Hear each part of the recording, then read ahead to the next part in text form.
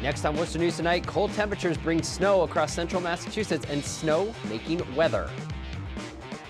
Plus, a local police department using No Shave Movember for a good cause.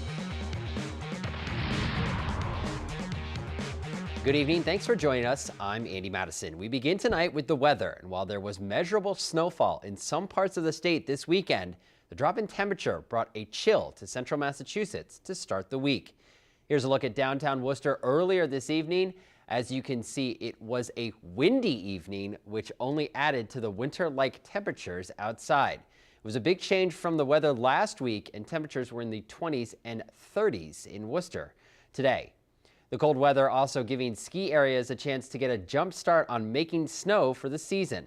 As our Jennifer Zarate shows us, one mountain has a new tool to make sure there will be snow when they open. Snowmaking at Wachusett Mountain is underway. With temperatures in the low to mid-20s, Monday's weather kick-started the mountain's new snowmaking pump house.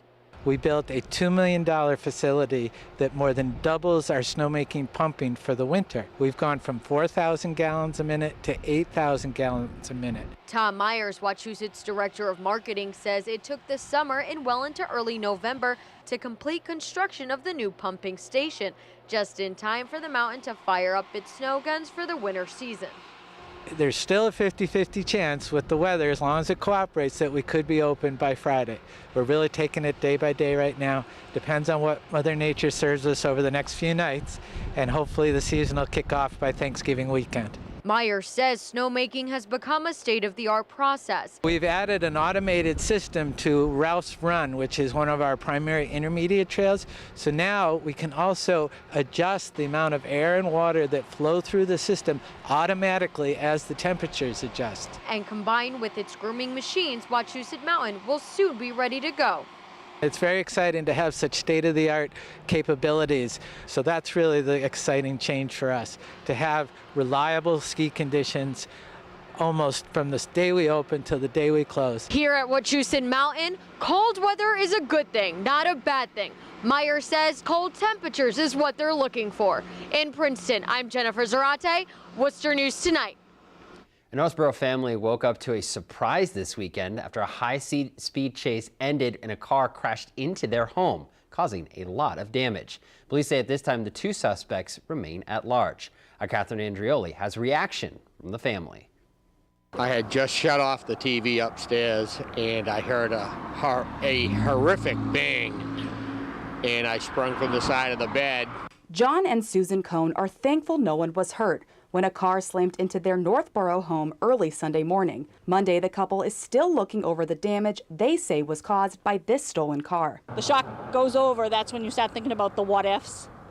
And that was yesterday, dealing with the cleanup and the boarding up and dealing with, in the back of your mind, the what ifs. Susan Cohn says their two children and her elderly in-laws were all home at the time. She says state police were pursuing the vehicle on Route 290. Minutes before it crashed into their duplex on Hudson Street. The car, from what I heard, shut off its lights and it came down the street with no headlights on. Members of the family were asleep when they were woken up by a loud crash and came downstairs to find a car had slammed right into the front of their house. As you can see, there is significant damage to the front door. Now they are hoping for some answers. I'm just amazed that they climbed out of a vehicle that hit my house at 80 miles an hour. Homeowner John Cohn says the damage was so bad they were unable to get out of their front door. His son heard two people arguing before they took off into the woods behind their home. They were gone. They were gone. My son, when he came out the cellar door, he had heard them arguing whether to stay or run, and then they left. Police are still searching for the suspects, and the Cohn family is dealing with not having a home just days before Thanksgiving. We are at a hotel in one room, so there's 5 of us in a 2-bedroom hotel room. It has a kitchen, and my in-laws are in a room next door, and we have our 2 dogs with us. The Cohns are hoping police are able to catch the 2 responsible, and in the meantime, they are going to celebrate Thanksgiving the best they can. For the holidays, we're just trying to get through that at this point. We're just going to tone it down a little, maybe not have a turkey, go get a chicken, but, make the pies and, make the best of it. In Northborough, Catherine Andrioli, Worcester News Tonight. The incident remains under investigation. Anyone with any information is urged to call the Northborough Police Department. Well, a Southbridge man facing drug charges after police found packets of heroin in his home. Police say they found more than 200 packets of heroin and more than $1,200 cash at 43-year-old Carlos Torres' apartment on Friday. Street value is estimated at $6,000. Torres was arrested and charged with possession of heroin with intent to distribute. A Worcester man accused of trying to kill his 3-year-old nephew was held without bail Monday. According to the Telegram and Gazette, the ruling came over the objection of Taj McDonald's family. Prosecutors say the 23-year-old tried to strangle his 3-year-old nephew and push him down a flight of stairs back in September. Some family members argued the father is to blame because he should not have left the child in McDonald's care, knowing he had a history of mental illness. The child is currently living with family on his mother's side. McDonald was in court today. He is due back in court on December 23rd. A state trooper killed in the line of duty will be honored at a Thanksgiving Day football game this week. State Trooper Thomas Clardy was killed earlier this year on the Massachusetts Turnpike when the cruiser he was in was hit by another driver. Today, state police announced there will be a brief ceremony honoring Trooper Clardy before the Marlboro-Hudson football game. The ceremony will include a flyover from the State Police Air Wing. Trooper Clardy's family will be at the game for a ceremonial coin toss. If you've noticed a lot more beards and mustaches this month, you aren't seeing things. The look is known as Movember, or No Shave November, where people grow facial hair to bring attention to men's health. Here in central Massachusetts, a local police department is putting a unique spin on the no shave movement. There's something a little different about the Millbury Police Department this month. What's it feel like? Very itchy, I'd say, yeah, and tough to get used to. A couple of weeks ago, it looks like everyone had 5 o'clock shadows coming through the door. And at least now with the facial hair, it looks like they're just growing a beard. All police officers must be clean shaven on the job. But this month, they're letting the facial hair grow for Movember, and doing so to raise money for one of their officers, Jared Wohler. His youngest was born with Noonan syndrome, and the department is raising money to help the family. We did receive quite a few donations from the public once they realized what was going on. So I think it brought it to the forefront. It was worth it from our end, you know, and I know Jared will appreciate it, and that money will go towards, you know, medical costs and other issues. From beards to mustaches, both real and fake, it was a $100 donation to be part of the group. So take a good look, because it's the only time the police force will have this much facial hair. Up until that last day, we're going to have some personnel that are holding on to that very last day, because quite a few of them actually enjoy it. I expect December 1st, clean shaven again, all the way around.